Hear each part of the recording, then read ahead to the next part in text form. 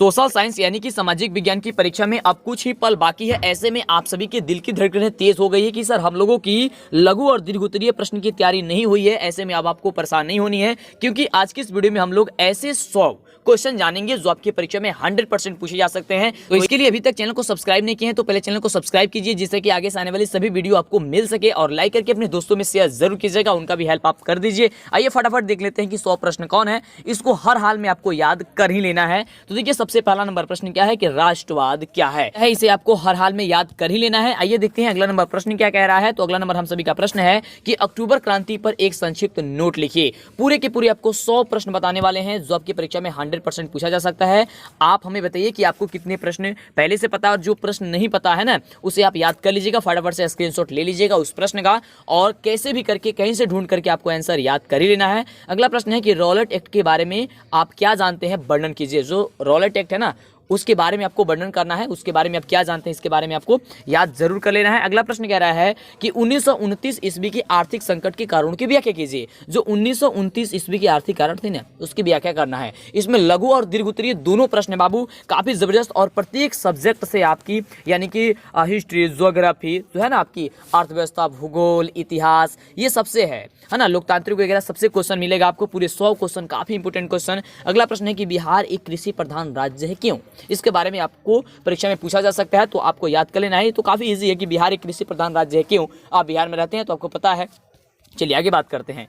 और देखिए अगला प्रश्न कह रहा है कि समुच्च रेखाएं क्या है। एक चीज आपको बताना चाहेंगे, अगर आप एसएसटी यानी कि सामाजिक विज्ञान की परीक्षा देने जा रहे हैं तो आपको इस विषय में जितना ज्यादा हो सके उतना ज्यादा लिखिएगा, ज्यादा से ज्यादा लिखने का प्रयास कीजिएगा किसी भी प्रश्न को, है ना, उसके बारे में ज्यादा लिखिएगा, तो ही आपको इस विषय में अच्छा नंबर आपको मिल सकेगा। ये बात को ध्यान रखनी है, क्योंकि इसमें आपको ज्यादा लिखने की जरूरत होती है। ये चीज गलती न कीजिएगा, कम न लिखिएगा, जितना ज्यादा हो सके आपको लिखना ही होगा। अगला क्वेश्चन है सड़क मार्ग के किन्हीं 3 गुणों का उल्लेख कीजिए। सड़क मार्ग के 3 गुणों को उल्लेख करना है, आपको ये बताना है। देखिए अगर दीर्घ उत्तरीय प्रश्न है तो उसमें ज्यादा प्रश्न लिखने का, ज्यादा मतलब उत्तर लिखने का प्रयास कीजिएगा, जितना लंबा हो जाए काफी बढ़िया है। आपका आंसर जो आपका नंबर है वो काफी बढ़िया आपको मिलेगा, पूरा का पूरा नंबर आपको दिया जाएगा। अगर छोटा लिखेंगे तो फिर ये गलती मत कीजिएगा, काफी जरूरी ये बात है। अगला क्वेश्चन, भारत में कोयले की वितरण का वर्णन कीजिए। भारत में जो कोयले का वितरण है उसके बारे में आपको बताना है, उसका वर्णन करना है, तो उसे आपको याद हर हाल में कर ही लेना है। अगला क्वेश्चन है कि महिला सशक्तिकरण पर एक लघु क्या लिखिए, टिप्पणी लिखनी है। महिला सशक्तिकरण पे आपको क्या लिखनी है, को टिप्पणी लिखनी है, इसे आपको हर हाल में याद कर लेनी है। अगला देखिए क्वेश्चन, अगला जो क्वेश्चन है कह रहा है कि भारतीय लोकतंत्र की विशेषताओं का वर्णन करें। जो भारतीय लोकतंत्र है ना उसकी विशेषता, तो भारतीय लोकतंत्र, जो लोकतंत्र है ना हमारे देश में, जो लोकतांत्रिक देश है हमारा, ये देश कैसा है, मतलब लोकतांत्रिक ढंग से कैसे चलती है, बस इसकी विशेषता आपको लिख देनी है, काफी ईजी है। चलिए अगला क्वेश्चन है कि भारत में केंद्र तथा राज्यों के मध्य संबंधों पर प्रकाश डालिए। और कितना प्रश्न का उत्तर आपको पता है आप हमें नीचे कमेंट करके जरूर बताइएगा कि भारत में केंद्र तथा राज्यों के मध्य संबंधों पर प्रकाश डालिए। 11 नंबर प्रश्न है। आइए बात करते हैं अगले नंबर प्रश्न की। चलिए अगला नंबर प्रश्न है, काफी इंपोर्टेंट प्रश्न है, और देखिए एक भी क्वेश्चन ना छोड़िएगा, क्योंकि ये पिछले वर्ष पूछा गया सभी प्रश्न है, काफी जबरदस्त क्वेश्चन है, आपके सीधे परीक्षा में देखने को मिलेगा। चलिए तो प्रश्न कह रहा है कि भारत में सर्वप्रथम राष्ट्रीय आय की गणना कब और किसके द्वारा की गई थी। आपको ये पता है, काफी इजी क्वेश्चन है ना, ये अर्थव्यवस्था से क्वेश्चन है, तो आपको याद कर ही लेना है। चलिए, और याद है तो बहुत अच्छी बात है, याद है तो आपको एक बार क्या कर लेना है, रिवाइज कर लेना है। ऐसे तो आप 1 से 2 दिन में आप कुछ नहीं कर सकते हैं, एक दिन आपके पास बचा हुआ कुछ ही पल आपके पास अब बचा हुआ है, बस आपको एक रिवाइज कर सकते हैं, है ना, तो रिवाइज आप जरूर कर दीजिएगा एक बार। चलिए अगला प्रश्न है कि सूक्ष्म वित्त योजना को परिभाषित कीजिए। क्या क्वेश्चन है कि सूक्ष्म वित्त योजना को परिभाषित करना है, इसे आपको हर हाल में देख लेना है एक बार। अगला है कि रोजगार एवं सेवा एक दूसरे के पूरक होते हैं कैसे। ये काफी जबरदस्त क्वेश्चन है, इसे आपको हर हाल में याद कर लेना है। फटाफट लाइक नहीं किया तो लाइक कर दीजिए, लाइक करने में कंजूसी नहीं कीजिए, और हाँ चैनल को सब्सक्राइब नहीं किए हैं तो जल्दी से पहले चैनल को सब्सक्राइब कर लीजिए फटाफट से, और इस चैनल को नंबर 1 बनाने के लिए आप सभी का बहुत बहुत धन्यवाद। चलिए क्वेश्चन है कि आर्थिक विकास की मांग किस प्रकार की जाती है। यहाँ पे मांग होगा, मांग किस प्रकार की जाती है, क्योंकि ये चैनल पूरे बिहार बोर्ड की तैयारी में नंबर 1 हो चुका है, और इसमें आप सभी का देन है। और आपने देखा कि 2 लाख सब्सक्राइबर हमने पास कर चुके हैं हम लोग का जो परिवार है वह 2 लाखों का हो चुका है। चलिए बहुत बहुत धन्यवाद आप सभी का इसके लिए। चलिए अगला प्रश्न देखते हैं। अगला प्रश्न कह रहा है कि वस्तु विनिमय प्रणाली की कठिनाइयों का वर्णन कीजिए। वस्तु विनिमय प्रणाली की कठिनाइयों को वर्णन करना है, आपको ये बताना है। अब देखिए ये नंबर 1 इसलिए बना है क्योंकि इस पे सबसे ज़्यादा आप सभी सपोर्ट देते हैं, सबसे ज़्यादा इस पे हमारे चैनल पे व्यू आना शुरू हो चुका है। आप लोगों का ये प्यार सपोर्ट है और हमारी मेहनत, आपकी मेहनत है ये। अगला है कि सुनामी से आप क्या समझते हैं, आपको ये बताना है, और सुनामी से बचाव के लिए उसका वर्णन कीजिए। ये क्वेश्चन आपके परीक्षा में हर हाल में आ सकता है, इसे आपको याद कर ही लेना है। और ये देखिए, आपको आपदा से जितना भी क्वेश्चन बताएंगे ना, उसको आपको हर हाल में कैसे भी करके आपको याद कर लेना, सीधे देखने को, ये नहीं आएगा ना तो फिर कहना है ना। आपदा से जो भी क्वेश्चन बता रहा है एकदम सब्जेक्टिव लड़ेगा बाबू, आपको इसमें सोचने की जरूरत नहीं। अगला देखिए क्वेश्चन कह रहा है कि इटली के एकीकरण में मेजनी की भूमिका पर एक लघु जो है टिप्पणी आपको लिख देनी है, तो इसे आपको हर हाल में कैसे भी याद कर ही लेना है। अगला प्रश्न है कि डांडी यात्रा पर एक टिप्पणी लिखिए। डांडी यात्रा के बारे में जानते हैं ना, हाँ डांडी यात्रा के बारे में जानते हैं, इसे आपको लिख ही लेना है, काफी जबरदस्त क्वेश्चन है। अगला प्रश्न कह रहा है कि औद्योगिकरण से आप क्या समझते हैं, जो औद्योगिकरण है ना उससे आप क्या समझते हैं, इसके बारे में आपको जान लेना है ना। चलिए आगे बात करते हैं अगले प्रश्न की। 21 नंबर प्रश्न कह रहा है कि वियतनाम के स्वतंत्रता संग्राम में हो चिन मी की योगदान का वर्णन कीजिए।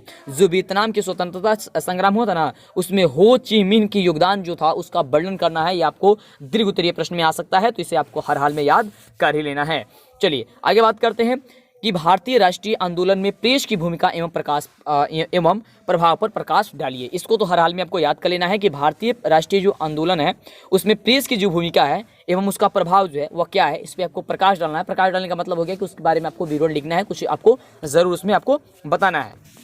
अगला जो प्रश्न है वह प्रश्न हम सभी कह रहा है कि बिहार में ग्रामीण जनसंख्या की तुलना में शहरी जनसंख्या में अधिक वृद्धि हुई है, इसके 3 कारणों का उल्लेख कर दीजिए। आप आमतौर पे देखते ही हैं कि बिहार में जो ग्रामीण जनसंख्या है उसकी तुलना में क्या हुई है, शहरी जनसंख्या में अत्यधिक वृद्धि हो गई है। जहाँ की गाँवों में जनसंख्या की वृद्धि होनी चाहिए वहाँ पे क्या हुआ है, शहरी जनसंख्या में वृद्धि अत्यधिक वृद्धि हो गई है। इसका 3 कारण क्या क्या है, इसके 3 कारण आपको लिखना है। अगला प्रश्न है कि उद्योग स्थापना को प्रभावित करने वाले 3 कारकों का वर्णन कीजिए। जो उद्योग स्थापना को जो प्रभावित करता है ना, उसके 3 कारणों का क्या कीजिए, कारकों का आपको वर्णन कर देना, वही कारणों या कारकों का वर्णन आपको करना है।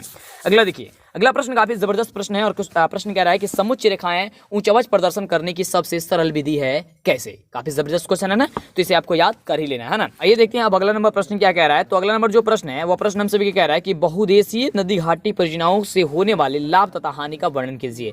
जो बहुउद्देशीय नदी घाटी की परियोजना है उससे होने वाली जो लाभ होती है, उसकी जो हानि होती है, उसके आपको वर्णन करना है। काफी जबरदस्त क्वेश्चन है, इसके बारे में आपको पढ़ लेना है, कैसे भी हर हाल में आपको याद कर ही लेना है। अगला प्रश्न है कि जनसंघर्ष के 2 पक्षों का उल्लेख कीजिए। जो जनसंघर्ष है ना उसके 2 पक्षों का आपको उल्लेख कर देना है। अगला प्रश्न है कि चिपको आंदोलन क्यों और कब मतलब कहाँ हुआ था, ये भी याद कर लीजिएगा। चिपको आंदोलन क्यों हुआ था, कब हुआ था, कहाँ हुआ था, इसके बारे में आपको पढ़ना जरूरी है, सबसे ज्यादा इंपॉर्टेंट रहता है, आपको तो पता ही है। अगला देखिए प्रश्न क्या कह रहा है। अगला जो प्रश्न हम सभी का कह रहा है कि भारत में सत्ता की साझेदारी से आप क्या समझते हैं। जो भारत में सत्ता की साझेदारी है ना उससे आप क्या समझते हैं, इसके बारे में आपको लिखना है ना। चलिए आगे बात करते हैं। अगला जो प्रश्न है वह प्रश्न कह रहा है हम सभी का 30 नंबर प्रश्न कि भारत में सत्ता का विकेंद्रीकरण क्यों आवश्यक है। जो भारत में सत्ता है उस सत्ता का विकेंद्रीकरण जो आवश्यक है वो क्यों आवश्यक है, इसके बारे में आपको जरूर लिखना है। अगला प्रश्न देखिए, काफी जबरदस्त क्वेश्चन है कि अर्थव्यवस्था किसे कहते हैं। जो अर्थव्यवस्था है ना, अर्थव्यवस्था ये तो काफी इजी है ना, अर्थव्यवस्था किसे कहते हैं, इकोनॉमिक्स, तो आपको याद कर ही लेना है।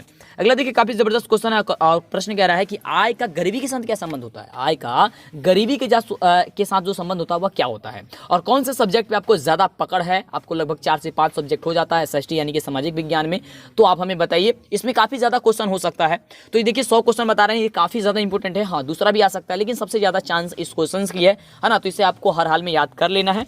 चलिए आगे बात करते हैं अगले प्रश्न की। अगला जो प्रश्न में कह रहा है कि मौद्रिक विनिमय प्रणाली क्या है। मौद्रिक जो विनिमय प्रणाली है वह क्या है, इसके बारे में आपको बताना है, आपको लिखना है, अगर ये प्रश्न आपके परीक्षा में देखने को मिलता है तो। अगला प्रश्न है कि भारत सरकार के द्वारा रोजगार सृजन के लिए कौन कौन से कार्यक्रम चलाए जा रहे हैं। भारत सरकार के द्वारा रोजगार सृजन के लिए जो है वह कौन कौन से कार्यक्रम चलाए जा रहे हैं, आपको इसके बारे में आपको बताना है। अगला प्रश्न है कि बाढ़ के विनाशकारी प्रभाव से बचने के लिए क्या क्या उपाय किए जाएंगे या किए जाना चाहिए। जो बाढ़ है ना, बाढ़ एक पता है कि विनाशकारी है ना, और इसे बचने के लिए हम लोग को क्या क्या कर लेना चाहिए, ये काफी इजी है, आपको इसको याद कर ही लेना है हर हाल में। अगला देखिए, अगला प्रश्न है कि सत्याग्रह पर एक टिप्पणी लिखिए। जो सत्याग्रह है ना उस पर आपको एक टिप्पणी लिख देनी है, यानी कि उसके बारे में आपको लिखना है, इसे भी आपको हर हाल में आपको याद होना चाहिए। और कितना प्रश्न आपको याद है ये आप हमें जरूर बताइएगा। अगला प्रश्न है कि यूरोप में राष्ट्रवाद की भूमिका, यूरोप में राष्ट्रवाद के विकास में नेपोलियन की भूमिका का वर्णन करना है ना। क्या क्वेश्चन है कि यूरोप में राष्ट्रवाद के विकास में नेपोलियन की भूमिका का वर्णन आपको करना है। अगला देखिए, अगला क्वेश्चन काफी जबरदस्त क्वेश्चन है और प्रश्न कह रहा है कि भूमंडलीकरण में बहुराष्ट्रीय कंपनियां की भूमिका को स्पष्ट कीजिए। भूमंडलीकरण में बहुराष्ट्रीय कंपनियों की भूमिका को क्या करना, आपको स्पष्ट करना है, तो इसे आपको हर हाल में याद कर ही लेना। अगला देखिए, तो फटाफट लाइक ना कर दीजिए, क्योंकि काफ़ी मेहनत के बाद ये जितना भी होती है ना ये बन पाती है आपके लिए, और जब इतना मेहनत किया जा रहा है तो लाइक तो बनता है। तो फटाफट लाइक कीजिए, फटाफट से जितना जल्दी हो सके और चैनल को सब्सक्राइब जरूर कीजिएगा, जिससे कि आगे से आने वाले सारी की सारी वीडियो आपको मिला करे। अगला प्रश्न है कि हिंद चीन में राष्ट्रवाद के विकास का वर्णन कीजिए। हिंद चीन में क्या चीज़, राष्ट्रवाद के विकास का क्या करना, आपको वर्णन करना है। ये क्वेश्चन आपको याद कर ही लेना है हर हाल में। अगला प्रश्न है कि स्वराज पार्टी के स्थापना एवं उद्देश्य की विवेचना क्या होती है, उसके बारे में आपको पढ़ना है। तो स्वराज पार्टी की जो स्थापना की स्थापना एवं उसका उद्देश्य जो है, उसकी विवेचना जो है, मतलब कि उसके बारे में आपको बताना है कि उसका स्थापना क्या हुई, उसका उद्देश्य क्या था, इसके बारे में आपको बताना है। तो इसे भी आप अच्छे से याद कर लीजिएगा।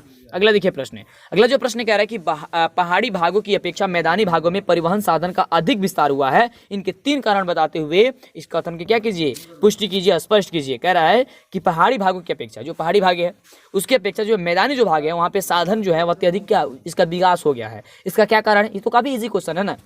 चलिए सोच समझ के भी आप लिख सकते हैं कि पहाड़ी भागों में क्या नहीं है ना, बहुत सारी सुविधाएं नहीं हो पाती है ना, वो पहाड़ी भाग है। और यहाँ पे मैदानी भाग है, सब जगह स्वच्छ रहता है, हर कहीं से भी आप क्या निकाल सकते हैं, रोड निकाल सकते हैं। हाँ, तो ये सारी चीज़ आप लिख सकते हैं। अगला क्वेश्चन है कि हल्का उद्योग और भारी उद्योग से आप क्या समझते हैं, यहाँ पे और होगा, हल्का उद्योग और भारी उद्योग से आप क्या समझते हैं, इसके बारे में आपको याद कर ही लेना है। अगला देखिए, अगला प्रश्न है 43 नंबर प्रश्न कि भारत में कृषि के लिए उपलब्ध किन्हीं 3 भौगोलिक सुविधाओं का क्या करना है, आपको वर्णन कर देना है। क्या करना है, भारत में कृषि के लिए उपलब्ध किन्हीं 3 भौगोलिक सुविधाओं को वर्णन करना है। अगला प्रश्न है, काफी जबरदस्त प्रश्न है कि भारत में जलोढ़ मिट्टी कहाँ कहाँ पाई जाती है, इस मिट्टी की विशेषताएं आपको बतानी है कि भारत में जो जलोढ़ मिट्टी है वह कहाँ कहाँ पाई जाती है, और इस मिट्टी की विशेषताएं जो है वह क्या है, आपको ये बताना है। अगला क्वेश्चन कह रहा है कि बूथ छापेमारी होगा, यहाँ पे भूत लिखा गया है ना जी। बूथ छापेमारी से आप क्या समझते हैं, बूथ छापेमारी है, इसके बारे में आप जानते हैं, बूथ छापेमारी है ना, तो ये क्या है, आपको इसके बारे में लिखना है, आपको अच्छे से याद कर लेना है। अगला देखिए क्वेश्चन कि सूचना के अधिकार आंदोलन पर एक टिप्पणी लिखिए। सूचना का जो अधिकार आंदोलन है ना, उस पर आपको एक टिप्पणी लिखना है। चलिए आगे बात करते हैं अगले नंबर प्रश्न की। अगला नंबर प्रश्न कह रहा है कि संघात्मक व्यवस्था राष्ट्रीय एकता में कैसे आवश्यक है। संघात्मक व्यवस्था राष्ट्रीय एकता में जो है वह कैसे आवश्यक है, इसके बारे में आपको अच्छे से याद कर लेना है। अगला जो प्रश्न कह रहा है कि ग्राम कचहरी के गठन एवं कार्यों का वर्णन कीजिए। जो ग्राम कचहरी है ना, उसके गठन एवं कार्यों का क्या करना, आपको वर्णन कर देना है, यानी कि इसके बारे में कुछ ना कुछ आपको लिख ही देना है। अगला देखिए प्रश्न क्या कह रहा है, काफी जबरदस्त है, एक क्वेश्चन आपके लिए काफी इंपॉर्टेंट है, आप वीडियो को छोड़ करके जाएंगे, काफी ज्यादा नुकसान हो सकती है आपको। अगला प्रश्न है कि बाह्य स्रोती किसे कहते हैं। जो बाह्य स्रोती है ना, वह किसे कहते हैं, क्या होता है, आपको इसके बारे में लिखना है। अगला जो प्रश्न है वह कह रहा है कि प्रति व्यक्ति आय क्या है, और ये तो काफी इजी है ना, प्रति व्यक्ति आय, तो प्रति व्यक्ति आय तो आपको याद कर लेना है। तो ये 50 क्वेश्चन हो गया। ये देखते हैं कि अगला नंबर प्रश्न जो है वो, अगला नंबर प्रश्न हमसे भी क्या कह रहा है। तो अगला नंबर प्रश्न है कि वित्तीय संस्था से आप क्या समझते हैं। जो वित्तीय संस्था है उसे आप क्या समझते हैं, इसके बारे में आपको लिखना है। अगला देखिए, अगला जो प्रश्न है वह प्रश्न हमसे भी क्या कह रहा है, 52 नंबर प्रश्न कि वैश्वीकरण के अंगों का वर्णन कीजिए। वैश्वीकरण के अंगों का आपको वर्णन करना है, आपके इसके बारे में बताना है। चलिए कितने प्रश्न आपको याद है, आप हमें जरूर बताएंगे। अगला प्रश्न है कि उपभोक्ता के कौन कौन से अधिकार हैं, वर्णन कीजिए। उपभोक्ता के जो है वो कौन कौन से अधिकार है, इसके बारे में वर्णन करना है आपको, तो इसको आपको हर हाल में याद कर ही लेना है।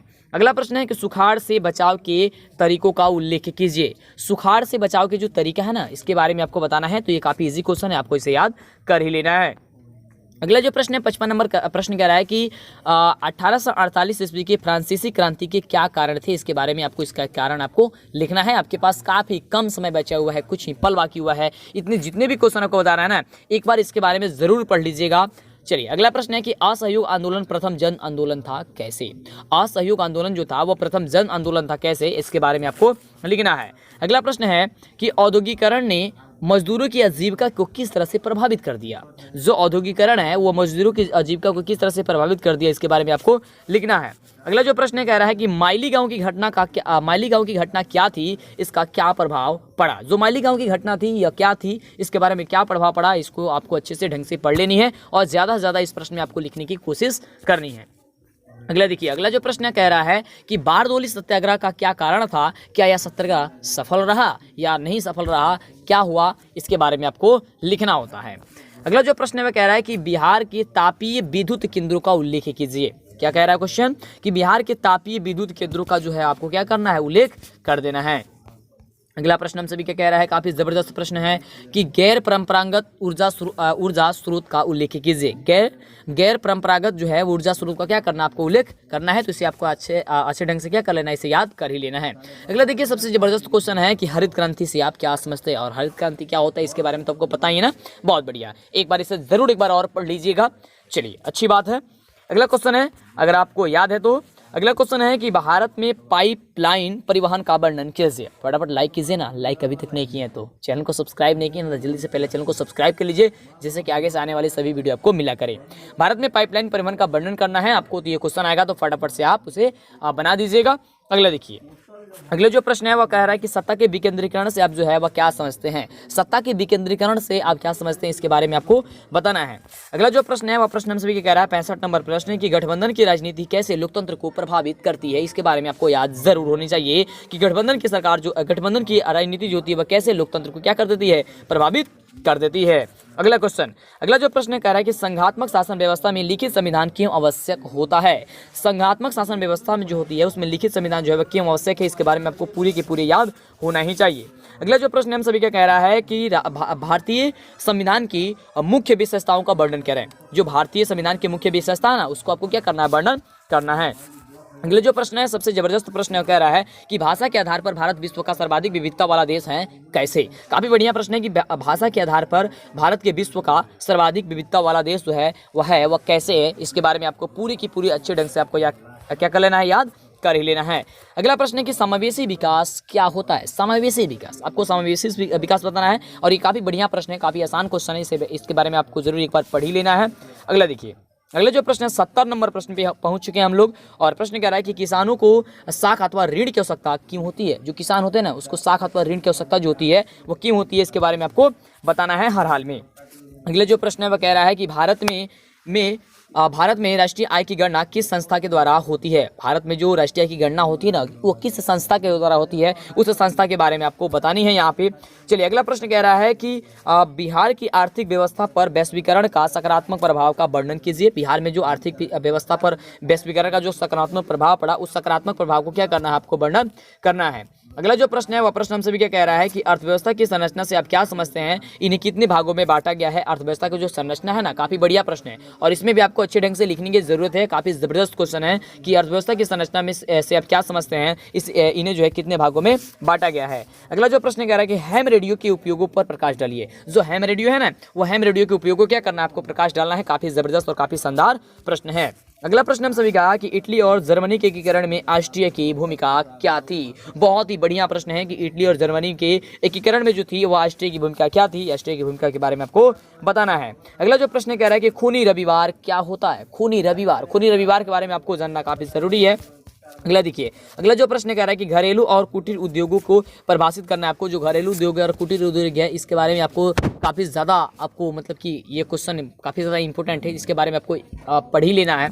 अगला देखिए, अगला प्रश्न कह रहा है कि भारतीय राष्ट्रीय आंदोलन की गांधी जी के योगदानों का विवेचना करना। आपको क्या क्वेश्चन है कि भारतीय राष्ट्रीय आंदोलन में गांधी जी के क्या करना है, योगदानों को आपको क्या करना है जी बाबू, तो विवेचना करना। ये काफ़ी शानदार क्वेश्चन है, तो इसे आपको हर हाल में याद कर ही लेना है।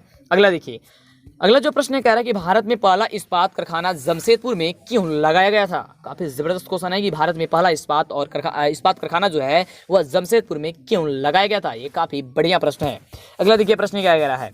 अगला जो प्रश्न हम सभी का वह कह रहा है प्रश्न की रोपण कृषि से आप क्या समझते हैं। इस की दो विशेषताओं को आपको बताना है कि रोपण कृषि क्या होती है। रोपण कृषि काफी जबरदस्त क्वेश्चन है, काफी शानदार क्वेश्चन है, इसके बारे में आपको याद होनी चाहिए। अगला देखिए, अब हम लोग पहुंच चुके हैं 81 नंबर प्रश्न पे, और प्रश्न हम सभी का कह रहा है कि भारत में सौर ऊर्जा की संभावनाएं अधिक है, क्यों। जो भारत में है उसमें सौर ऊर्जा की संभावना सबसे ज्यादा होती है, यह क्यों होती है, आपको इसके बारे में बताना है। देखिए, अगला प्रश्न क्या कह रहा है। अगला जो प्रश्न है वह है कि संसाधन से आप क्या समझते हैं। उपलब्धता के आधार पर संसाधनों का वर्गीकरण करें तथा उदाहरण आपको देना है। क्या क्वेश्चन है कि भारत संसाधन से आप क्या समझते हैं, उपलब्धता के आधार पर संसाधनों का वर्गीकरण करें तथा उदाहरण भी आपको देना है। काफी बढ़िया क्वेश्चन है, लॉन्ग क्वेश्चन आपका यह पूछ सकता है। अगला प्रश्न क्या कह रहा है कि लैंगिक असमानता क्या होती है। लैंगिक जो असमानता होती है ना, लैंगिक असमानता, वो लैंगिक असमानता क्या होती है, इसके बारे में आपको याद होना ही चाहिए। अगला प्रश्न देखिए, अगला प्रश्न हम सभी का 84 नंबर प्रश्न की राजनीति का अपराधीकरण क्या होता है। सबसे जबरदस्त क्वेश्चन है, इसे आपको याद हर हाल में कर लेना है कि राजनीति का अपराधीकरण क्या होता है। और आपको कितने प्रश्न का उत्तर पता है 100 प्रश्न में से, आप हमें बताइए। अगला देखिए प्रश्न क्या कह रहा है कि मानवाधिकार पर एक संक्षिप्त टिप्पणी लिख दीजिए। जो मानवाधिकार होती है ना, उस पर आपको क्या करना है, एक संक्षिप्त टिप्पणी लिख देनी है। तो इसे आपको हर हाल में याद होना ही चाहिए। अगला देखिए प्रश्न, अगला प्रश्न कह रहा है कि धर्मनिरपेक्षता का अर्थ क्या है, भारत में धर्मनिरपेक्षता क्यों आवश्यक है। सबसे बढ़िया प्रश्न है ना कि धर्मनिरपेक्षता का अर्थ जो है वह क्या है और भारत में धर्मनिरपेक्षता क्यों आवश्यक है। अगला देखिए, अगला प्रश्न कह रहा है कि भ्रूण हत्या, जो भ्रूण हत्या है ना वह क्या है, क्या इस एक कानून से रोक पाने में सफल हुआ, क्या इस एक कानून से रोक पाने मतलब यह एक कानून से रोक पाने में जो सफल हुआ था, क्या हुआ था या नहीं हुआ था, इसके बारे में आपको बताना है। अगर हुआ था तो आपको बताना है कि कैसे हुआ था। अगला देखिए, अगला प्रश्न है कि वस्तु विनिमय प्रणाली क्या है। सबसे बढ़िया प्रश्न है वस्तु विनिमय प्रणाली, काफी बढ़िया प्रश्न है, आपको हर हाल में इसे याद कर ही लेना है। अगला देखिए, अगला प्रश्न हम सभी का है कि आर्थिक विकास किसे कहते हैं। आर्थिक विकास किसे कहते हैं, आपको हर हाल में इसे भी याद कर लेना है। देखते हैं अगला नंबर प्रश्न क्या कह रहा है। तो अगला नंबर हम सभी का प्रश्न है कि एटीएम क्या है। एटीएम जो है ना वो एटीएम क्या है, इसके बारे में आपको बढ़िया से पढ़ लेना है। अगला देखिए, अगला प्रश्न हम सभी का कह रहा है कि राष्ट्रीय वित्तीय संस्थाएं किसे कहते हैं, इसे कितने भागों में बांटा गया है, वर्णन कर दीजिए। राष्ट्रीय वित्तीय संस्थाएं किसे कहते हैं, इसे कितने भागों में बांटा गया है, इसका वर्णन करना है, यानी कि ये दीर्घ उत्तरीय आपका प्रश्न है।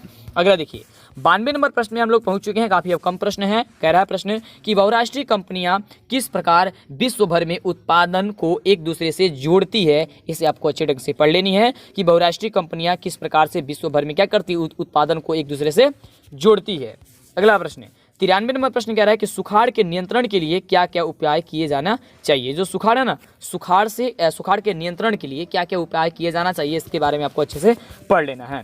अगला प्रश्न देखिए, अगला प्रश्न कह रहा है कि मेटरनिख कौन थे। जो मेटरनिख थे ना वह कौन थे, यूरोपीय इतिहास में वह क्यों विख्यात हैं। सबसे बढ़िया प्रश्न है कि मेटरनिख कौन थे, यूरोपीय इतिहास में क्यों वह विख्यात है, आपको इसके बारे में अच्छे से पढ़ लेनी है।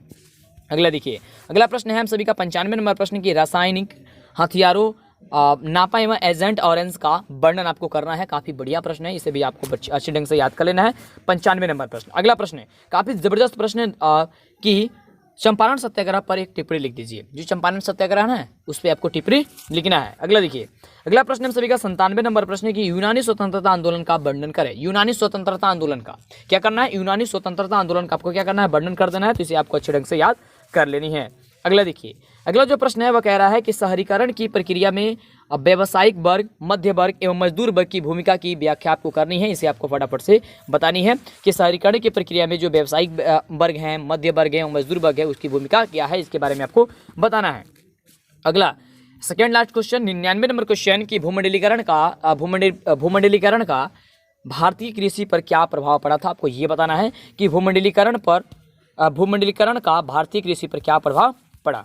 अगला कैसे सबसे लास्ट क्वेश्चन, आप कितने प्रश्न का जवाब दे सकते हैं, आपको कितना प्रश्न याद है और नहीं याद है, तो जल्दी से कुछ ही पल बाकी है ना, तो उसी पल में आप एक बार जरूर पढ़ लीजिए, जैसे भी करके कैसे भी करके जो भी हो, और अपने दोस्तों में शेयर कर दीजिएगा, उनका भी हेल्प कर दीजिए, उनको भी बोल दीजिए क्वेश्चन जो है सारे का सारा क्वेश्चन हुआ याद कर लीजिए। जल्दी से शेयर कीजिए, लाइक कर दीजिए अभी तक नहीं किया तो, और चैनल को सब्सक्राइब नहीं किया तो फटाफट चैनल को पहले सब्सक्राइब करेंगे। क्वेश्चन है कि खनन क्रिया को प्रभावित करने वाले कौन कौन से कारक है। क्या है क्वेश्चन कि खनन क्रिया को प्रभावित करने वाले कौन कौन से कारक है। फिर मिलते हैं आपसे नेक्स्ट वीडियो में। हाँ, जितना हो सके ज्यादा से ज्यादा लिखने का प्रयास कीजिएगा इस सोशल साइंस के विषय में, और आपको ऑब्जेक्टिव छोड़ना नहीं है। और ऑब्जेक्टिव का जो पार्ट आपको ला करके हम दे रहे हैं, एक ही वीडियो में पूरे 5 मॉडल पेपर आपको हम कंप्लीट करा देंगे। वो मॉडल पेपर का वीडियो जरूर देखिएगा, है ना, काफी जबरदस्त है।